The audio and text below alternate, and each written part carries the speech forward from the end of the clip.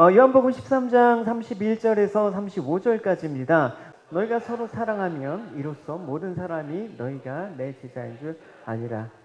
아멘. 예, 오늘 요한복음 13장 31절에서 35절까지 말씀입니다. 오늘 본문의 그 시간 배경들 우리가 알고 넘어가는 거 중요하죠. 가룟 유다가 배신했습니다.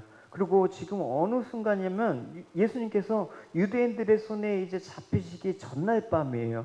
되게 분위기가 긴박하고 막 침울하고 막 그런 분위기가 여러분 느껴지셔야 됩니다. 거기에 마가의 다락방이라고 해서 이제 공간은 좀 넓지만 얼마나 또 침울한 그런 분위기에 적합한 장소이겠습니까?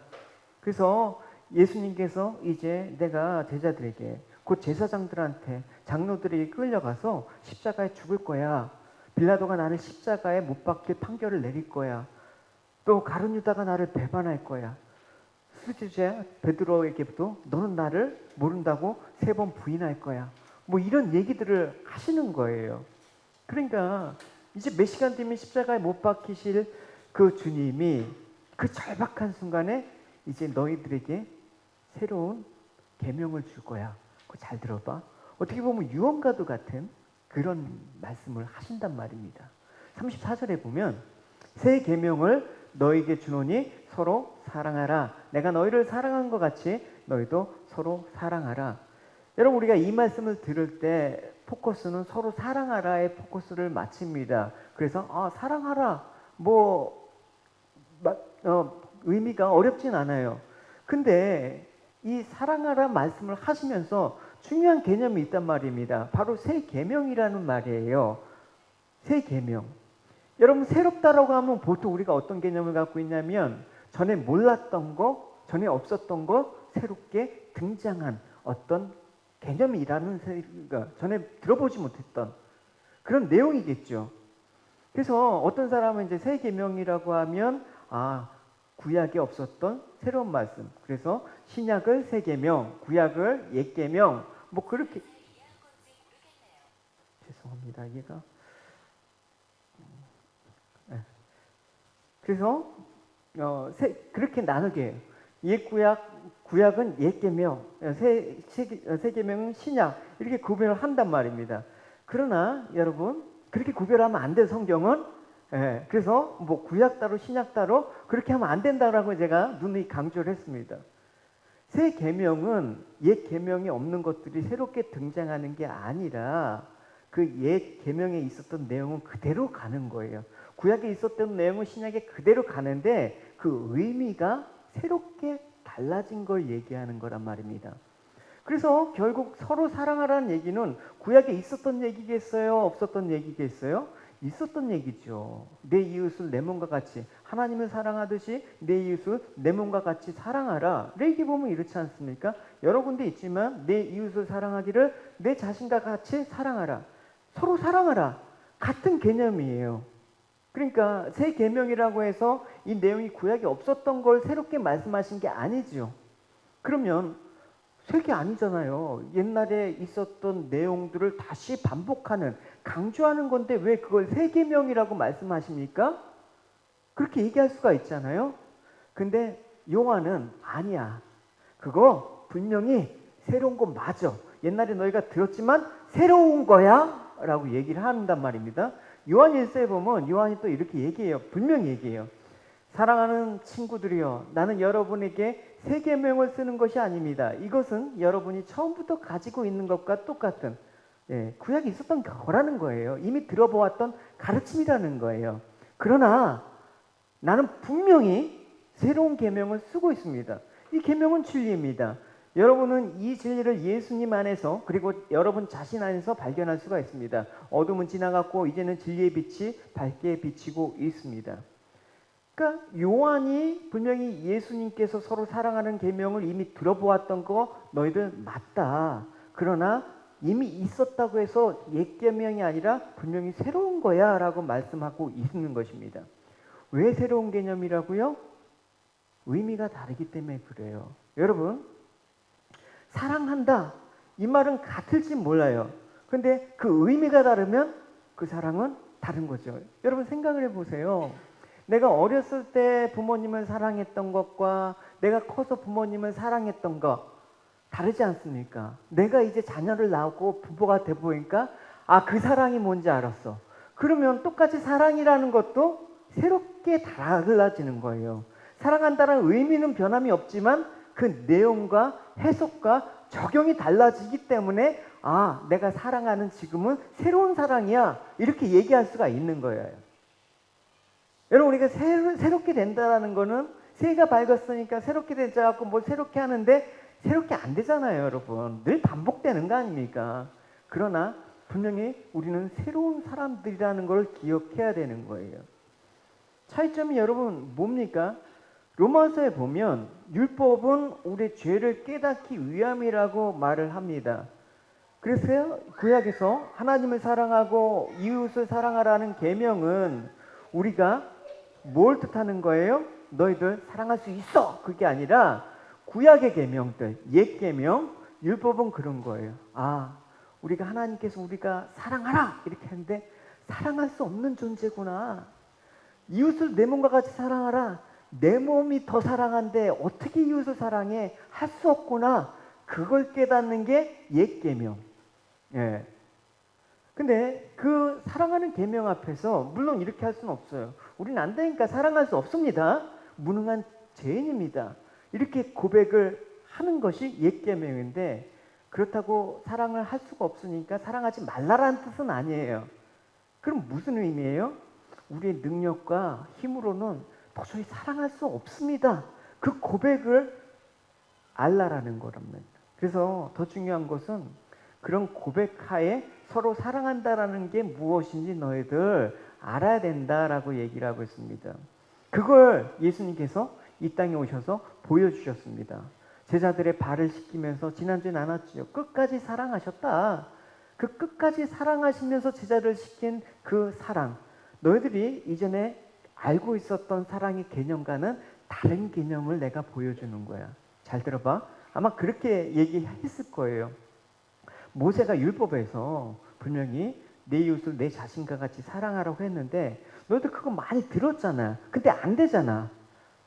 그러나 내가 지금부터 보여준 거 잘 봐봐. 그래서 그 뜻을 잘 새겨 들으면 이제 너희들이 서로 사랑해야 된다는 의미가 뭔지 알게 될 거야. 그래서 새로운 의미로 다가온 사랑. 그래서 내가 새 계명을 너희에게 준다. 이렇게 얘기하는 거예요.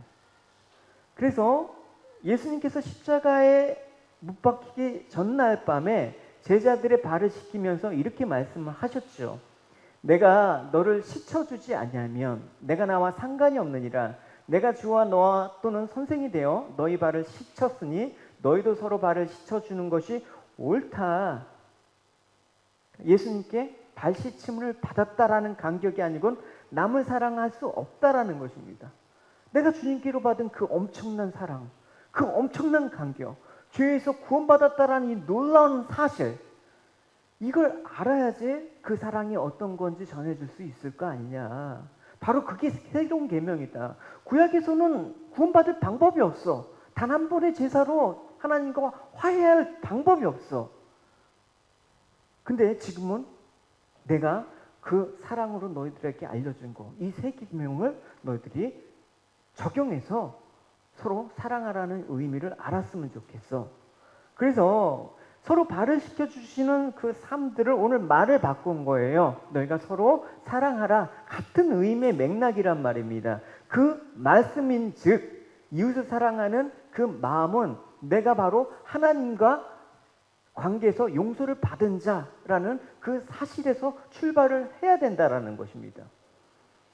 그래서 이제 요한복음 15장 가면 그 사랑이 주님의 안에 거하는 것이 무엇인지 좀 더 구체적으로 말씀해 주세요.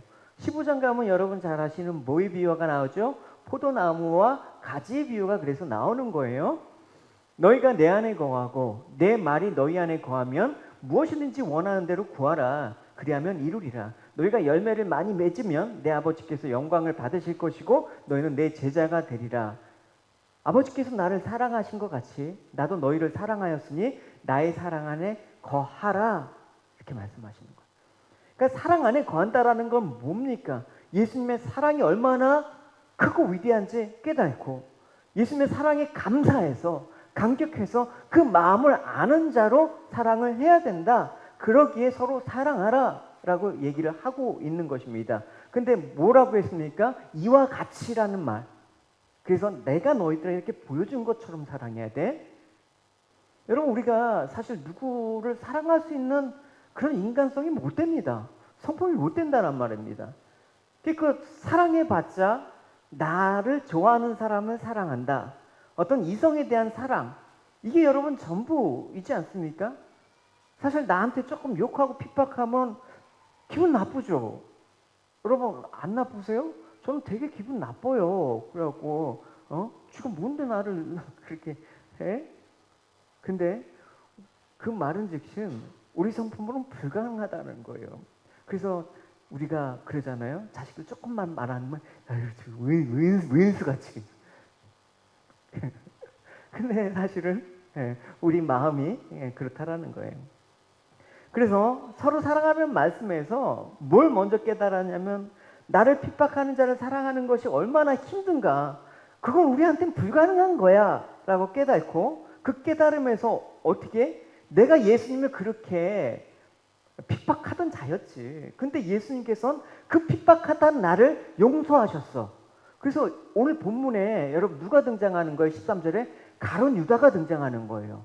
도저히 용서할 수 없는 스승을 배신한 그 가룟 유다를 그 용서하는 마음으로 계속해서 돌아오기를 하는 마음으로 그렇게 유다에게 다가서는 예수님의 마음도 우리가 볼 수 있습니다. 오늘 다루지는 않겠지만. 그래서 내가 예수님을 배척하는 자로 그렇게 살아왔는데 나를 받아주신 주님의 사랑이 얼마나 위대한가. 근데 나는 저 사람이 나를 조금만 기분 못 나쁘게 했다고 그걸 용서 못하는가? 반드시 예수님과 나와의 관계에서 생각해야지 그게 확대돼서 다른 사람에게 전달이 될 수 있는 그 사랑, 그걸 얘기하는 거예요. 결국 여러분 사랑도 내가 너희를 사랑같이 나의 사랑 안에 거하라는 거는 소속이란 말이에요. 내가 결국 주님이 행한 것처럼 우리가 행할 수 있는 근거는 뭡니까? 내가 주님의 용서와 사랑을 받은 자, 내가 주님께 속해 있는 자이기 때문에 저는 사랑합니다. 할렐루야. 그게 바로 구약과 다른 새 계명입니다. 그럴 때 어떻게 합니까? 우리가 그 사랑만 알면 우리가 실천 상황으로 막 노력하지 않아도 자연스럽게 된단 말입니다. 자연스럽게. 여러분 뭐든지 자연스럽게 되는 그 과정까지 여러분 필요하죠. 보시면 내 안에 거하면 나도 너 안에 거할게.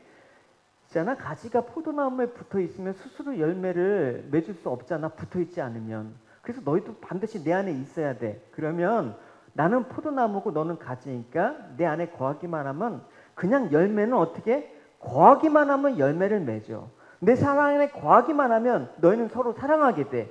근데 내 안에 거하지 않으니까 서로 사랑한다라는 것이 불가능합니다. 힘든 거야. 그게 이전까지, 구약에서는 이전까지 그렇게 되어 왔지만 이제는 가능하단다 라고 얘기를 하는 것입니다. 그러니까 예수님 때문에 우리가 가능하다라는 그 고백을 할 수가 있는 거예요. 내가 주 밖에서는 아무것도 할 수 없지만 내가 그리스도 안에서 모든 것을 할 수가 있습니다. 할렐루야. 그 고백이 돼야 된다라는 거예요. 그래서 여러분, 나는 예수님 안에 예수님을 떠나서는 아무것도 할 수 없는 그런 사랑할 수 없는 자입니다. 그걸 절감하셔야 되는 것입니다. 내가 그렇죠. 부모 자식 간의 관계도 결국 끝까지 여러분 보시면 예수 안에서의 관계가 있어야지 부모와 자식까지 자녀의 관계도 온전히 되는 거예요. 안 그러면 여러분 보시지 않았습니까? 부모가 재산이 조금 많어. 그럼 자식이 뭐 서로 물어뜯고 난리가 나는 거야. 부모가 아니라 형제가 아니라 왼수가 되는 거예요. 그걸 어떻게 진정한 사랑이라고 볼 수가 있어요? 그러니까 예수님 사랑 안에 우리가 거하지 않으면 사랑할 수가 없는 게 우리란 말입니다. 그래서 새 계명은 너희가 서로 사랑하라. 실천 이전에 예수님이 줄기가 되고 우리가 가지가 되어서 예수님으로 인해서 우리가 열매를 맺어야 된다. 전제는 뭐예요, 여러분? 예수님과의 풍성한 사랑을 받아야 되는 것. 예수님의 은혜를 받아야 되는 것이죠, 여러분. 예수님의 사랑과 은혜를 받지 않고 내가 사랑한다? 한계가 있고요. 그 다음 피곤하게 돼. 여러분 그렇잖아요. 내가 분명히 사랑하는데 왜 피곤하지? 나에겐 진정한 사랑이 없기 때문에 그래요. 내가 사랑했는데 조금만 서운하게 하면 낙심하게 돼. 왜 사랑하는데 상처를 받지? 완전치 못해서 그래. 그래서 고린도 후서에 보면 사도 바울은 그런즉 누구든지 그리스도 안에 있으면 새로운 피조물이라 이전 것은 지나갔으니 보라 새 것이 되었다. 왜 우리를 새로운 피조물이라고 얘기합니까? 그리스도 안에 거하기 때문에 그래요. 생명을 얻은 자이기 때문에 그래요. 새로운 피조물이라는 건 사람이 달라진다라는 의미 아니에요, 여러분. 우리가 예수 믿어도 달라집니까? 그대로죠, 여러분. 예수 믿어도 여전히 나는 내 옛된 버릇은 그대로야. 예수 믿었다고 여러분 담배 피던 것들을 담배 끊어요? 안 되잖아요, 여러분. 여전히 우리 교회 지체 안에는 담배를 피는 사람이 있어요. 술을 끊어야 되는데 여전히 술을 먹는 사람이 있어요. 그렇다고 너는 예수 안 믿은 사람이야. 너는 저질이야, 저질. 그래갖고 무슨 신앙생활에 꺼져! 이렇게 할 수 없단 말입니다. 그게 새로운 의미가 아니에요. 새로운 피조물은 그런 거예요. 내가 주님 안에 거함으로써 내 생명이 새롭게 되어진 자. 그래서 예수님을 알고 주님의 삶들을 우리가 쫓아가고, 그래서 내가 그 사랑이 전부인지 알고, 그래서 그 사랑으로 사람들에게 다가갈 때 변하게 되는 거죠. 저는 이제까지 교회 지체들, 청년들, 이렇게 수많은 청년들이 와가면서 심지어 예배 끝나고 교회 바깥에서 담배 피다가도 나한테 많이 걸렸어요. 한 번도 뭐라고 한 적 없어요. 담배 끊으라. 교회 앞에서 그게 뭐냐. 이렇게 한 말 없어요. 그냥 오히려 떳떳하게 야 그렇게 숨어서 피지 말고 그냥 펴. 근데 주님이 나를 얼마나 사랑하는지 알고 그 마음 가운데 주님을 사랑하게 되니까 그냥 끊어지더라. 우리 삶들은 그렇게 돼야 되는 거죠. 그래서 율법이 돼서는 아니고 우리가 새로운 계명, 복음으로 새롭게 되어지는 거예요. 그래서 이런 마음으로 너희들, 왜냐하면 제자들이 지금 막 서로 누가 높은 자리에 앉으니까 다툼이 일어나는 그 어떤 분위기 속에 있거든요. 그러니까 그러지 말고, 누가 잘났니, 누가 높으니 그러지 말고 서로 사랑해. 내가 너희를 낮춰서 섬긴 것처럼. 35절입니다. 같이 읽겠습니다. 시작. 너희가 서로 사랑하면 이로써 모든 사람이 너희가 내 제자인 줄 아니라. 너희들 살아가면 세상 사람들이 다 알아. 우리가 성도라고 부르지만 초대교회에서는 성도라는 말보단 예수의 제자라는 표현을 썼단 말입니다. 그 당시 이제 그 예수님을 제자들이 랍비라고 부르지 않았습니까?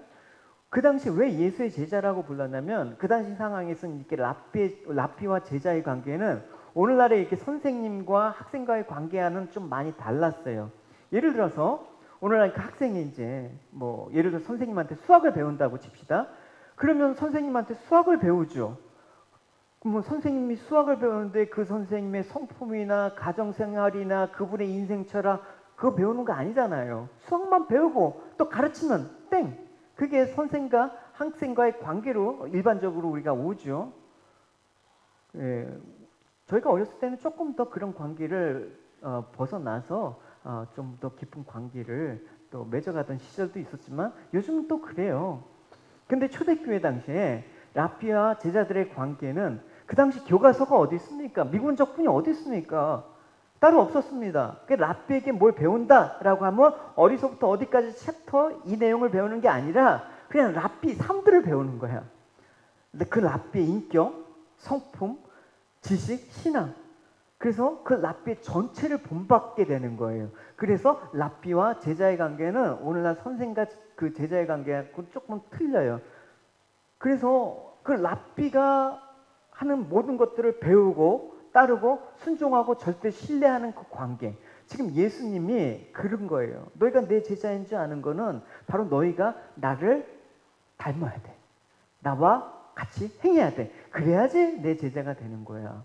그래서 마태복음에 보면 이런 말씀도 하셨죠. 나는 마음이 온유하고 겸손하니까 나의 멍에를 베고 뭐라고 하십니까? 내게 배우라. 내게 배우라. 그러면 너희 마음에 힘이 있을 거야. 여기서 멍에는 뭡니까? 예수님께서 당하시는 모든 일들, 십자가의 그런 고난들. 그래서 내가 지는 십자가, 내가 당하는 모든 일, 내가 스스로 낮춰서 너희들에게 다가온 일, 이 모든 것들을 배워야 된다. 내 운명과 같이 가야 된다. 나와 같이 하는 거야. 나와 보조를 맞추면서 너희가 배워가는 거야. 그게 예배 아닙니까? 그게 신앙생활 아닙니까? 그래서 예수를 믿는다라는 건 거창하진 않아요. 그냥 예수님께서 하신 대로 하는 거예요. 예수께서 말씀하신 대로 한번 살아보는 거야. 그러면서 배워가고 따르면서 돈 받으면서 아, 내가 예수와 닮은 사람으로 변화되는 거. 그게 새 사람이지 뭐예요, 여러분. 사도 바울은 그게 인생의 전부였어요. 목표였어요. 보시면 또한 그리스도 안에 하나가 되는 기쁨을 얻었습니다. 내가 율법을 지켜서 하나님께 구원을 받은 것은 아닙니다. 하나님은 내 믿음을 보시고 나를 의롭다 하시며 자녀 삼아 주신 것입니다. 이제 내가 바라는 것은 그리스도를 알고 죽음에서 부활하신 그 능력을 체험하고 그리스도와 함께 고난을 받고 그분과 같이 죽는 것입니다. 알고 함께 배우고 같이 이런 말들이 나오지 않습니까? 그래서 바울은 고백했어요. 내가 사는 것도 그리스도고 죽는 것도 유익함으로 내가 살고 죽으나 나는 문제될 거 없어. 나는 주님 안에서 사는 거, 주님을 발견하는 거, 그게 내 인생의 유일한 목표야. 할렐루야. 그래서 나는 그리스도를 쫓아가는 제자야. 그렇게 얘기할 수가 있는 거예요. 그리스도처럼 닮고 그렇게 살기 위해서 어떻게 그리스도와 닮은 사랑이 있어야 된다라는 것입니다. 그 사랑은 뭡니까? 결정적으로 십자가에서 자신의 죽음으로써 우리를 살린 거 아닙니까? 나를 죄인이지만 위롭다 했고 자녀 삼아 주신 그 사랑 아닙니까? 여러분, 탕자를 영접했어요. 탕자가 집을 나갔어요. 아버지 재산 다 갖고 나가갖고 다 탕진해갖고 나왔어요. 아버지 기다리다가 탕자가 저 멀리서 왔어요. 이 천하의 불효막심한 허랑방탕한 탕자를 이 아버지가 가갖고 너 이놈아 그러니까 왜 그렇게 아버지 말을 안 듣고 그렇게 했어? 너는 이제 내 아들도 아니야 임마! 이랬겠습니까? 아니죠. 뭐 그냥 안아주면서 아들로 영접했어요. 여러분, 죽었다 살아온 아들로 영접했단 말입니다. 여러분, 저는 그럴 거예요. 여러분, 지금 교회를 떠나는 지체들 어머, 주님의 자녀를 영접을 해야 돼요. 할렐루야. 그렇게 신앙생활 그 모양으로 해갖고 이렇게 너 그러다 그렇게 신앙생활하면 벌 받아요. 이게 아니라 자녀를 영접하는 거야. 죄인끼리 뭐 도진 개진이지. 이것이 하나님의 사랑이에요. 여러분, 또 복음서에 보면 귀신 들려서 18년 동안 막 벌거벗고 막 돌아다니면서 미치광이 여자를 보지 않습니까? 근데 예수님께서 말씀하시는 거예요. 미친 여자야, 조심해. 이게 아니라 이 사람도 아브라함의 딸이야. 존귀한 자야. 나에게 왔잖아. 내가 필요해서 나를 찾았잖아. 존귀한 하나님의 딸이다. 할렐루야. 그 사랑이 중요한 거예요, 여러분. 어느 고아원에 구원물자가 도착했어요. 박스로 엄청나게 한 10상자 그 10상자를 뜯었는데 그 10상자 중에서 입을 옷이 7벌밖에 나오지 않았대. 왜 그렇습니까? 고아원에 있는 자녀를 그냥 고아로 여기기 때문에, 사랑하지 않았기 때문에 그냥 아무거나 막 보낸 거야, 쓰레기로. 내 딸에게 입힐 거라면 그런 거 보내겠습니까, 여러분? 저는 식당을 가는데 기준이 있어요. 뭐 맛집 이런 거 찾아다니는 거 그런 게 아니라 그 식당의 직원들이 그 식당 밥을 맛있게 먹는 집을 가요. 적어도 내 자녀한테는 건강하게 먹여야지, 좋은 재료를 가지, 그런 마음이 있어야지 안심이 되지 않습니까? 그런 겁니다, 여러분. 그러니까 내 자녀처럼 사랑하지 않으면 섣불리 그냥 내 의만 드러나게 되는 거야. 그리스도의 사랑은 나를 위해서 살아가는 게 아니에요. 자신의 의를 내세우지도 않습니다. 내가 이런 사람이니까 너희를 도와줄 수 있어. 그게 아니라 다른 사람과 비교하지 않아요. 내가 신앙이 좋으니까 이렇게 복 받는 거야. 너희들 이렇게 신앙생활 해야 돼? 왜 그렇게 못하는 거야 도대체? 왜 예배 시간에 시간도 제대로 못 지키고 성경도 못 지키고 뭐 뻑하면 그냥 주일날 예배도 빠져. 그게 아니라 그러니까 너희들이 예수님이 필요한 거야. 그 사랑이 필요한 거야. 널 기다리시는 너희들을 자녀 삼아 영접 삼으시는 기다리신 주님을 생각하자 우리. 이러면서 자꾸만 가야 돼. 진짜 사랑은 그 대상의 성숙을 위해서, 그 내가 사랑하는 대상의 유익을 위해서 나의 모든 것들을 쏟아부는 거야. 내 자신을 넓혀가는 거야. 예전에 나만 살았는데 그리스도를 아니까 이제 내 자신이 저쪽에 어디에 가고 있어요. 여러분 우리가 자식 기르면서 많이 경험하지 않습니까? 자식 앞에서 내 생명도 내어줄 수 있는 그런 분들이 부모님 아닙니까? 그죠? 두 분 그러시죠. 네, 너무나 귀하잖아요. 그래서 어떤 것을 진짜 좋아하게 되면 그 좋아하는 대상에 대해서 많이 생각하게 돼 사람은. 그래서 어떻게 하면 그 대상이 유익할까 연구를 한단 말입니다. 예를 들어서 보리네, 강아지 그 보리 그 보리가 때문에 평소에 아마 좋아하는 여행도 자주 못 갈 겁니다. 왜냐하면 얘 보리 혼자 놔두는 게 걸리니까 마음이 아파서. 그죠? 얼렁 나가들 때 얼렁 보리 때문에 얼렁 집에 들어가지. 왜 그렇습니까? 사랑하니까. 어떻게 뭘 먹일까? 털은 어떻게 깎아줄까? 많이 생각해. 그러면서 내 자신의 일부가 이 보리한테 가는 거야. 이제 예교도 지금 도마뱀을 집에 지금 몇 년째 기르고 있어요. 무슈. 집에 와갖고 며칠 못 있어. 왜냐면 도마뱀 그 무슈가 배고프니까 귀뚜라미 줘야 돼 아빠. 어디 갔다 또 귀뚜라미 주러 가요.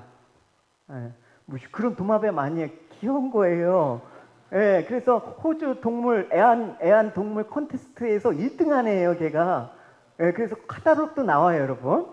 예, 걔 때문에 아무것도 못해. 어디 자리 못 비워. 추우면 뭐 그 장판도 깔아줘. 사람도 못 가는 그 온도를 깔아준단 말이야. 왜 그렇습니까? 그 존재를 사랑하기 때문에 그냥 걔 어떤 부분이 내 존재 일부가 되는 거야. 내 삶의 일부가 되는 거야.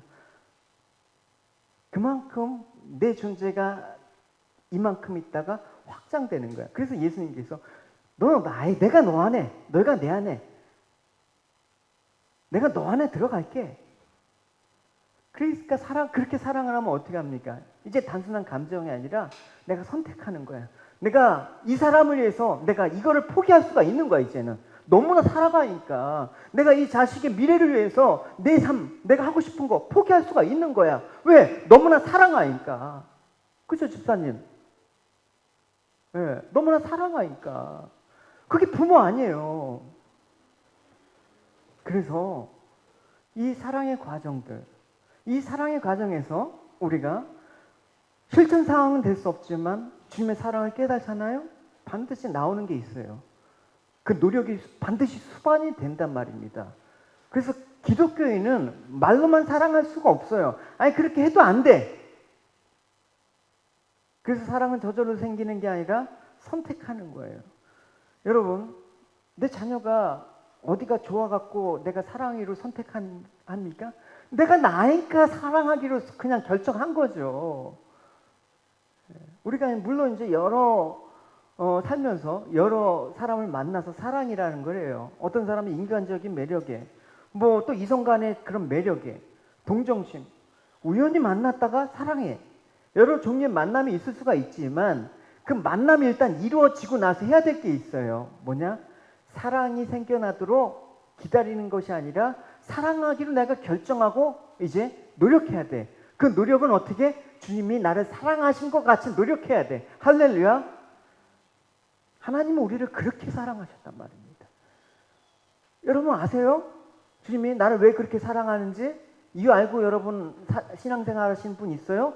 저는 몰라요. 예? 제가 성경을 많이 알기 때문에 주님께서 날 사랑하실 거야? 천만에요. 지불도 모르는데. 사랑할 만한 근거가 있기 때문에 우리를 사랑하신 게 아니라 그냥 창세전에 내가 너를 일방적으로 조건 없이 그냥 사랑하기로 했어. 그러면 어떻게 합니까? 그 사랑을 위해서 주님의 관심은 온통 그 대상에게만 집중되는 거야. 왜? 그 사람이 나니까. 내가 그 사람이니까.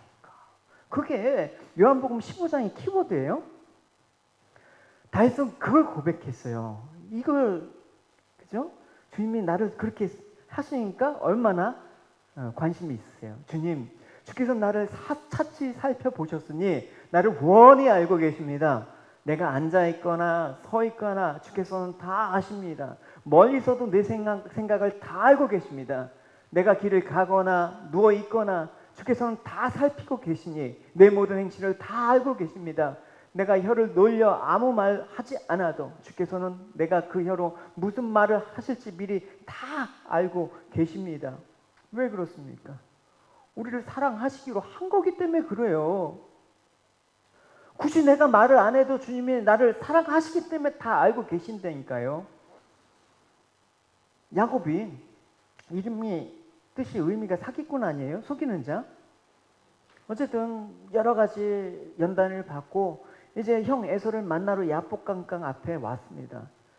그 전까지는 얼마나 야비하고 치사하게 살았습니다. 근데 이제 야복강에 건너기 전에 하나님의 천사가 씨름을 했다고 나오죠. 그래서 하나님이 이겼다라고 표현을 했어요. 하나님이 져주신 거지만. 그래서 그 이름을 바꾸셨어요. 뭐라고 바꾸셨냐면 야곱에서 이스라엘로 바꾸셨죠. 새로운 사람이 되었다라는 거예요. 근데 한번 보십시오. 이제 이스라엘 조상이 됐단 말입니다. 12지파의 조상이 됐단 말입니다. 그쯤 되면 이제 야곱은 야복 건너갔고 전혀 새로운 삶을 살아야 돼. 예, 이전과는 다른 믿음의 조상으로서 이제 면모를 보여야 돼. 그래갖고 야복강을 딱 건너서 바뀌었습니까? 안 바뀌었어요. 별로 안 바뀌었단 말입니다. 하나님이 기뻐하시는 일을 해야 되는데 그렇지 않았어요. 그러니까 건너자마자 그 막내딸 디나가 그렇게 추장딸 세겜에서 추장딸에게 막 일도 당하고 막 죽이고 막 형제간에. 근데 보시면 그게 중요한 게 아니라 하나님께서 이스라엘로 봐주셨다라는 게 중요한 거예요. 야곱의 실패 할 때마다 하나님께서 너 이제 이름 취소해. 너 야곱, 이 사기꾼 이러지 않고 너는 이스라엘이야. 너는 내가 일방적으로 하나님의 자녀로 만들기로 한 이스라엘이야. 그걸로 봐주셨다라는 거예요. 할렐루야. 우리가 살으면서 개망나니 짓을 하고 신앙생활 개판으로 해도 여러분 그거 하나는 잊지 마셔야 되는 거예요. 너는 내가 사랑하기로 한 내 자녀야. 할렐루야. 그거 잊지 않으셔야 돼요. 그러면 그거 잊지 않으셔야지 하나님 앞에 뻔뻔히 나올 수 있는 거예요. 하나님의 자녀는 뻔뻔해요. 감히 목사를 예규와 은견 집에서 막 부려먹어요. 아빠 물 좀 갖다 줘. 여러분 어디 그래요? 아빠 이것 좀 설거지 좀 해. 아빠 휴지 좀 버려. 관계가 어떻게 해? 자녀와 부모님의 관계니까 그래. 뻔뻔하게 요구하는 거예요, 여러분. 그러니까 여러분 주중에 내가 이러고도 신앙생활을 할 수 있나? 이렇게 막 정말 세상적으로 이렇게 살아도 내가 교회 신앙생활 할 자격이 없어. 스스로 자격을 만들어. 그러면서 교회도 안 나가야지. 나중에 조금 내가 좀 바르게 살면 그때 나가보자. 이거 바보예요. 뻔뻔하게 나가는 거야. 주님, 제가 일주일 내내 진짜 성경이라고는 한 장도 아니고 한 절도 들여다본 적이 없습니다. 주님, 제가 그렇게 뭐 하지 말라라는 거, 그냥 소주도 참이슬도 5병이 깠습니다. 삼겹살 가고. 어제 곤드레 만들라고 필름이 끊겼습니다.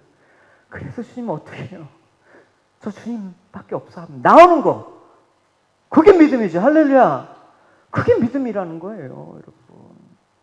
하나님 야곱을 그렇게 보셨어요.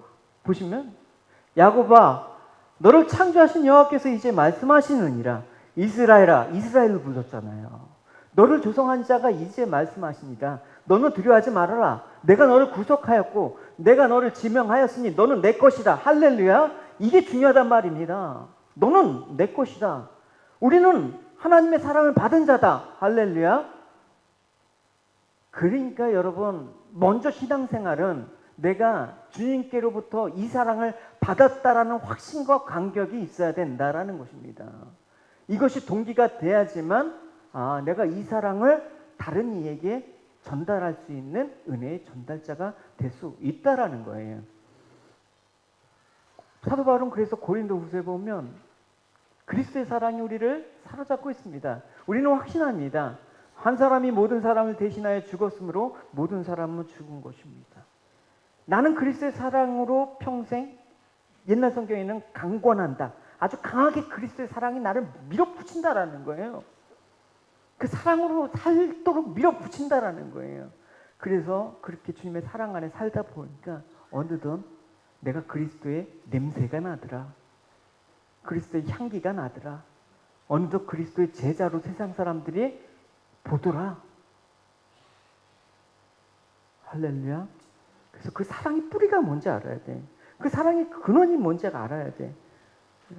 그래서 사도 바울은 본인도 경험한 이 사실을 가지고 너희들이 사랑의 이제 뿌리를 얘기를 해요. 믿음을 통해서 그리스도께서 여러분의 마음 가운데 살아계시기를 기도합니다. 또한 여러분의 삶이 사랑 안에서 강하여지고 또 깊게 어떻게 하다 뿌리가 내려서 모든 성도들이 그리스도의 크신 사랑을 깨닫게 되기를 기도합니다. 그분의 사랑이 얼마나 한없고 넓으며 얼마나 깊고도 높은지를 진정으로 깨닫게 되기를 기도합니다. 그리스도의 사랑을 어느 누가 잴 수 있겠습니까? 그러나 그 사랑을 체험하여 하나님의 충만함이 여러분의 마음에 채워지기를 기도합니다. 할렐루야. 이 믿음으로 말미암아 내 안에 살아계신 예수 그리스도를 확인한 자들의 표지가 트레이드 마크예요. 딱 찾아보면 어떻게 그 사랑이 다른 사람에게 그 사랑이 나타나는 걸로 트레이드 마크가 된다는 말입니다. 그래서 오늘 예수님께서 이 사랑을 너희들이 하면, 내 사랑을 너희가 알면 너희가 내 제자인 줄 세상이 알게 될 거야. 어떻게 함으로써? 서로 사랑함으로써. 반대로 뭐냐?